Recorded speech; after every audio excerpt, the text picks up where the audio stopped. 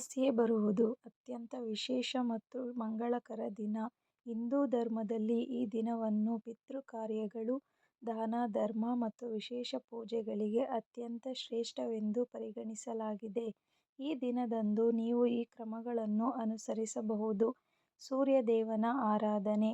ಭಾನುವಾರವು ಸೂರ್ಯದೇವರಿಗೆ ಪ್ರಿಯವಾದ ದಿನವಾದ್ದರಿಂದ ಬೆಳಿಗ್ಗೆ ಬೇಗ ಎದ್ದು ಸ್ನಾನ ಮಾಡಿ ಸೂರ್ಯನಿಗೆ ಅರ್ಘ್ಯ ಅಥವಾ ನೀರು ಅರ್ಪಿಸಿ.